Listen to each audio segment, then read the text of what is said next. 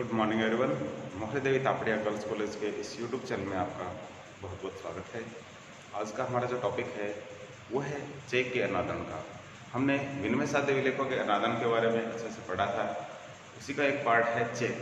ठीक है, तो आज हम पर्टिकुलर चेक के बारे में बात करेंगे। चेक का अनादन किस प्रकार हो जाता है, तो इसके कुछ रीजन्स है जो पीछे लिखे हुए मेरे शायद आपको दिख रहे होंगे आपको। तो आज हम 1 बाय 1 सभी पे चर्चा करेंगे। ओके, तो चलते हैं हमारे टॉपिक पे। सबसे पहला हमारा जो टॉपिक है चेक के अनादन का वो है ग्राहक की मृत्यु हो जाए, वो पागल हो जाए या दिवालिया हो जाए। यदि चेक लिखने वाला यानी बैंक का ग्राहक यदि उसकी मृत्यु हो जाए, यदि वो पागल हो जाए या यदि दिवालिया घोषित हो जाए, उस कंडीशन में बैंक क्या करती है, उसके चेक का भुगतान है वो रोक देती है। दूसरा सा कारण है वो है ग्राहक के चेक का भुगतान रोक दिया जाए। यदि बैंक किसी कारण से ग्राहक के चेक का जो भुगतान है वो रोक दे तो भी चेक का अनादरण समझा जाता है। तो ये दूसरा इसका कारण है। तीसरा है बैंक को चेक धारक दोषयुक्त लगे अथवा संदिग्ध लगे। अब क्या होता है कि एक बंदा है जो चेक लेके आता है, ठीक है, लेकिन सबसे पहले वो धारक क्या लगे, दोषयुक्त। उसमें ऐसा लगे कि कुछ कमियां हैं, वो संदिग्ध लगे। खुद जो धारक जो चेक लेकर के आया है वो खुद ऐसा लगे, आदमी अटपटा सा लगे, ऐसे बैंक को ऐसे लगे कि नहीं ये वास्तव में रियल आदमी नहीं, ये कोई डुप्लीकेट आदमी है, या ये फिर चोरी से कहीं से चेक को लेकर के आया है और ये पैसा लेना चाह रहा है। तो उस कंडीशन में बैंक क्या कर सकती है, उसका भुगतान रोक सकती है, यानी चेक का अनादन हो सकता है। नेक्स्ट हमारी जो कंडीशन है वो है खाते पर कुर्की आदेश आ जाए। यदि ग्राहक का खाता है, ठीक है, जिस बैंक में है उस खाते पर कुर्की आदेश आ जाए। कुर्की आदेश न्यायालय के द्वारा जारी होता है और ये ग्राहक के खाते पर यदि आ जाता है तो बैंक फिर उसका जो समस्त प्रकार का जो लेन देन है उस पर रोक लगा देती है। ठीक है, तो इस तरीके से भी यदि जिस व्यक्ति के खाते पे कुर्की आदेश आया हुआ है और वो व्यक्ति किसी अन्य व्यक्ति को चेक दे देता है तो उस फिर चेक का भुगतान उसके खाते से नहीं हो पाता है। ठीक है, तो कुर्की आदेश की कंडीशन में भी भुगतान को रोक दिया जाता है, यानी चेक का अनादरण हो जाता है। नेक्स्ट है रेखांकित चेक को खिड़की पर प्रस्तुत किया जाए। रेखांकित चेक, ठीक है, चेक का हमने दो प्रकार देखे थे। तो सिंपल चेक था, इसमें किसी प्रकार की दो लेफ्ट साइड में रेखाएं नहीं होती है। एक रेखांकित के जो चेक होता है, ठीक है, चेक का जैसे आकार भी होता है, सिंपल सा प्रारूप होता है, तो इस पे यदि किसी प्रकार की दो लाइनें खींची हो तो इसका सामान्य समय आपको अर्थ बताता हूँ, ये अकाउंट पे ही होता है। नॉर्मली क्या होगा, इसका सिंपल अर्थ ये है कि ये खाते में जमा होगा, इसको आप काउंटर पर जाकर के इसका कैश आप नहीं ले सकते। तो ऐसी स्थिति में जो खाते में जमा होना है, ठीक है, तो वो चेक यदि आप काउंटर पे जाके, ठीक है, खिड़की पे जाकर के जो बैंक में पैसे का लेन देन करने वाली जो खिड़की है वहाँ जाकर प्रस्तुत करोगे तो कैसे मिलेगा, नहीं मिलेगा। तो ये सिर्फ कैसा होता है, ये खाते में ही जमा होता है। तो इसलिए रेखांकित चेक को यदि आप काउंटर खिड़की पे यदि आप प्रस्तुत करोगे तो उसका भुगतान आपको नहीं मिलेगा। उस चेक का भुगतान जो नहीं मिलने के कारण उसको क्या समझेंगे हम, चेक का अनादर हो गया। नेक्स्ट हमारा पॉइंट है ग्राहक के चेक पर हस्ताक्षर जाली हो। यदि जाली हस्ताक्षर हो, ठीक है, यानी हस्ताक्षर जो ग्राहक ने बैंक में दे रखे हैं वो उससे मैच नहीं कर रहे हो, तो उस कंडीशन में भी क्या है कि चेक का अनादरण हो जाता है, यानी चेक का भुगतान नहीं किया जाता है। तो ये भी एक कारण होता है। बहुत बार क्या होता है कि जैसे मान लो एक व्यक्ति है, उसने ब्लैंक चेक लिख रखा है, ठीक है, साइन नहीं कर रखे थे, लेकिन कहीं से किसी को यदि सपोज करो पासबुक ही होती है, ठीक है, तो पासबुक में क्या है, किसी पासबुक हो गई, अब किसी ऐसे व्यक्ति को शरारती जो असामाजिक तत्व होते हैं उनको वो चेकबुक मिल जाए, वो क्या करते हैं, आइडिया लगाते हैं, कहीं आस पड़ोस में यदि कोई नजदीक को जानकार हो तो उसके हस्ताक्षर करके और पैसे निकालने की कोशिश करते हैं, लेकिन वो हस्ताक्षर मैच नहीं कर पाते बैंक में, ठीक है, तो वो जाली हस्ताक्षर होते हैं, मैच कैसे करेंगे। तो उस कंडीशन में भी बैंक का जो अधिकारी है वो उस चेक को रोक देता है, उसका अनादन हो जाता है। तो उस कंडीशन में भी चेक का भुगतान नहीं होता है। चेक का अनादन का मतलब चेक का भुगतान रोक देना, नहीं देना, ठीक है।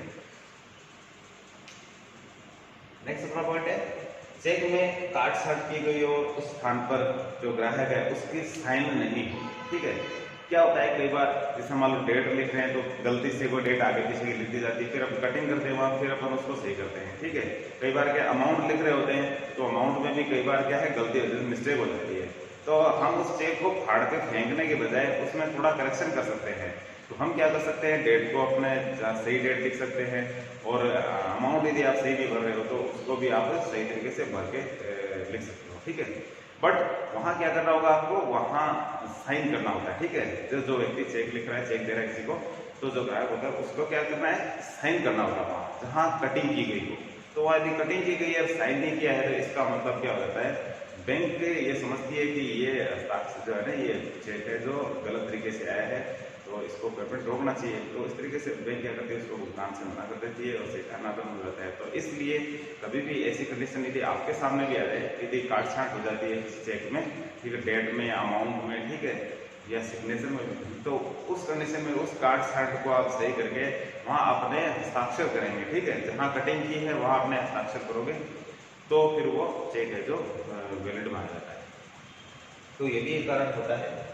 इसके बाद में चेक में खाते में अपर्याप्त राशि हो, खाते में अपर्याप्त राशि हो। अब एक ग्राहक है, उसके खाते में उसने चेक तो दे दिया, ठीक है, उसने चेक दे दिया 10,000 का, लेकिन उसके खाते में 5,000 रुपये, फिर चेक का भुगतान कैसे होगा? तो उस कंडीशन में भी बैंक क्या करेगी, फिर चेक का पेमेंट नहीं करेगी।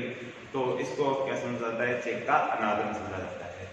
तो खाते में यदि पर्याप्त राशि नहीं है तो भी क्या होगा, अनादर हो जाता है। पट्टांकन अनियमित, पट्टांकन का मतलब होता है बेचान होता है। ठीक है, यदि चेक का बेचान किसी तीसरे पक्षकार के में हो जाता है, ठीक है, तो उस कंडीशन में क्या होता है, यदि उसका नियमित तरीके से जो नियमित उसकी जो प्रोसेस होती है चेक के पट्टांकन की, वो यदि प्रक्रिया नहीं अपनाई गई है तो उस कंडीशन में बैंक चेक का भुगतान रोक सकती है। तो ये भी एक कारण होता है। उसके बाद में ग्राहक का खाता बंद हो जाए।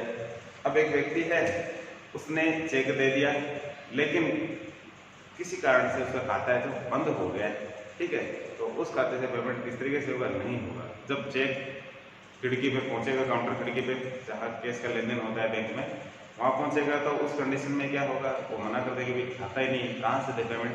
तो ये भी एक कारण होता है कि खाता बंद हो गया तो पेमेंट नहीं मिलेगा। नेक्स्ट है, चेक कट फट जाए या विकृत हो जाए। कई बार क्या होता है कि जैसे मान लो चेक हमने रख दिया ऐसे लापरवाही से और बच्चों के सामने पहुंच गया, बच्चे छोटे बच्चे, उनको क्या पता क्या है, तो वो कटफट हो सकता है, या कहीं पानी में डाल दिया, ठीक है, वो तो चेक विकृत हो जाता है। तो इस कंडीशन में भी बैंक क्या कर सकता है, चेक के भुगतान को रोक सकता है। तो इसलिए चेक को बहुत ही सावधानी से रखना चाहिए, उसमें काट छाट नहीं होनी चाहिए और उसमें किसी प्रकार की कोई विकृति भी नहीं आनी चाहिए। तो ये भी चीजें ध्यान रखने योग्य है, क्योंकि ऐसी स्थिति में बैंक है जो पेमेंट नहीं करेगी चेक का। नेक्स्ट है, खाता बंद करने का नोटिस दे दिया जाए। यदि खाता बंद करने का नोटिस दे दिया जाए, किसके द्वारा? इसमें ग्राहक भी हो सकता है खुद, इसमें बैंक भी हो सकती है। यानी बैंक भी कह सकता है कि मेरा खाता बंद कर दो, बैंक कह सकती है नहीं भी हम आपका खाता बंद कर रहे हैं। तो उस कंडीशन में यदि ग्राहक ने अपना चेक किसी को दे दिया है, ठीक है, तो यदि खाता बंद होने के बाद या जो नोटिस देने के बाद में यदि वो चेक प्रस्तुत हो जाता है, तो उस कंडीशन में बैंक का अधिकारी क्या करेगा, उसको रोक सकता है। यानी भी इस पे तो आदेश आया हुआ है कि ये खाता बंद होगा, ठीक है, तो इसलिए इसका पेमेंट नहीं होगा। तो उस कंडीशन में चेक का भुगतान नहीं हो पाता है और अनादर हो जाता है। नेक्स्ट है, साझेदारी भंग हो जाए और बैंक को सूचना इसकी मिल जाए। यानी जब मान लो कोई फर्म है, ठीक है, जो साझेदारी फर्म के रूप में अपना काम चला रही है, साझेदार आप समझते हो कि एक से अधिक किसी व्यक्ति फर्म में काम करते हैं, तो उस कंडीशन में क्या होता है कि साझेदारी उनकी भंग हो जाए, ठीक है, पहले सब मिलके काम करते थे, अब उन्होंने क्या कहा कि हम मिलके काम नहीं करेंगे, साझेदारी क्या हो गई है, भंग हो गई है। उस कंडीशन में उन्होंने सूचना भेज दी है बैंक को, ठीक है, कि हमने हमारी साझेदारी भंग कर दी है। अब जब साझेदारी भंग नहीं हुई थी, उस दौरान सभी ग्राहक जो उसके जो साझेदार थे वो बैंक से लेन देन कर सकते थे, चेकबुक पे सभी के साइन वैलिड थे, ठीक है, क्योंकि उनका एक सिस्टम होता है, वो सिस्टम के अकॉर्डिंग वो लिखित में कार्रवाई होती है कि सभी साझेदार हैं जो लेन देन कर सकते हैं, तो वो उनका एक सिस्टम है। लेकिन उससे पहले कर सकते थे साझेदारी भंग होने से पूर्व, लेकिन साझेदारी भंग हो गई है, बैंक के पास ये सूचना मिल गई है, तो उस कंडीशन में बाद में यदि साझेदार कोई, ठीक है, साझेदारी भंग होने के बाद में और बैंक में चेक लेके प्रस्तुत होता है, तो उसका चेक है जो मना कर दिया जाता है, चेक का अनादरण हो जाता है। तो ये चीजें हैं। तो नेक्स्ट इसका पॉइंट है समय से पूर्व ही चेक प्रस्तुत कर दिया जाए। ये एक और बात है कि चेक को आप जिससे सपोज करिए आज जैसे 15 तारीख है, ठीक है, 15 जून है, ठीक है, 15 जून को किसी ने चेक डाल दिया, ठीक है, आज की डेट, ठीक है, लेकिन ये चेक है जो 5 दिन पूर्व दिया गया था, ये मानते हैं कि ये चेक 10 जून को दिया गया था और इस 10 जून को, और उसमें चेक पे जो डेट डाली गई थी वो थी 15 जून। अब ये जो चेक है ये वो व्यक्ति क्या करता है 12 जून को ही बैंक में प्रस्तुत कर देता है। तो क्या ये इसका पेमेंट हो पाएगा? नहीं होगा। क्यों? क्योंकि उसमें डेट डाली हुई कि 15 तारीख बाद में ही इसका पेमेंट हो सकता है और 6 महीने की अवधि के बीच में ही, ठीक है, क्योंकि जिस डेट उस पर चेक पे जो डेट डाली जाती है उससे लेकर के 6 महीने तक वो चेक है जो वैलिड रहता है। तब जब भी वो खिड़की पे प्रस्तुत होगा, ठीक है, काउंटर विंडो होती है जो बैंक की पेमेंट का लेन देन करने वाली, वहाँ जैसे प्रस्तुत होगा 6 महीने की अवधि के अंदर होगा, लेकिन उससे पहले नहीं होगा, उसके बाद भी नहीं होगा। यदि बाद में करते हो तो भी अनादरण होगा, पहले करते हो तो भी अनादरण होगा। तो इस तरीके से ये चेक है जो समय से पूर्व यदि प्रस्तुत कर दिया जाता है तो क्या होता है, उसका अनादरण समझा जाता है, अनादरण हो जाता है। नेक्स्ट जो हमारे जो इसका रीजन है अनादरण का वो है बैंक समयावधि समाप्ति के पश्चात चेक प्रस्तुत हो, ठीक है। इसमें मैं एक चीज और जोड़ना चाहूंगा, एक समयावधि से पूर्व, ठीक है, बैंक का एक जो ऑफिस का जो टाइम होता है उससे आप पहले यदि प्रस्तुत कर दोगे तो भी अनादरण हो सकता है, बाद में प्रस्तुत कर दोगे तो भी। यदि बैंक का टाइम 10 से 4 का है, ठीक है, केस का लेन देन का टाइम है वो 10 से 4 का रख रखा है, आप सुबह 8 बजे पहुंच गए तो चेक कौन देगा? भी पेमेंट कौन नहीं देगा? अनादरण समझा जाएगा उसका, ठीक है। जब जैसे ही आप बैंक के पास आओगे तो वो कहते हैं कि भाई अभी नहीं मिलेगा, बाद में मिलेगा, अनादरण हो गया। आप पहुंचते हो 5:30 बजे 6 बजे तो भी अनादरण हो जाएगा, क्योंकि टाइम तो है 10 से 4 का। तो ऑफिस का जो टाइम होता है उस समयावधि में ही आपको जो चेक है वो क्या होता है, प्रस्तुत करना होता है। तो ये चीजें, तो ये भी कारण होता है अनादरण का। नेक्स्ट है चेक अनियमित तरीके से प्रस्तुत किया जाए, ठीक है। तो एक अनियमित तरीके से यदि चेक को यदि प्रस्तुत किया जाता है उस कंडीशन में भी बैंक के जो कर्मचारी है, अधिकारी है, वो चेक का पेमेंट करने से मना कर सकते हैं, ठीक है। फॉर एग्जाम्पल मैं छोटा सा एग्जाम्पल देता हूँ, बैंक का पेमेंट लेने का सिस्टम है कि लाइन से आइए आप, ठीक है, लेकिन एक बंदा आता है नहीं मैं लाइन में नहीं लगूंगा, सीधा दो मेरे को पेमेंट, ठीक है। तो बैंक का जो ग्राहक जो कर्मचारी है वो उसको मना कर देगा, भाई या तो खिड़की से जाओ अदरवाइज बाद में आओ, तो चेक का तो मना हो गया, अनादरण हो गया। तो ये अनियमित का एक सिंपल सा तरीका है, और भी बहुत सारे अनियमितता के कारण होते हैं, ठीक है। तो इस तरीके से भी चेक का अनादरण हो सकता है, बैंक चेक का पेमेंट करने से मना कर सकती है। और लास्ट हमारा टॉपिक है चेक धारक का व्यवहार संदिग्ध लगे, ठीक है। तो चेक लेकर आया व्यक्ति, वो उसका व्यवहार बातचीत से ऐसे लगे कि नहीं ये जाली सा लग रहा है, वैसे टॉपिक आ चुका है हमारे ऊपर वाला, तो इससे ही रिलेटेड है।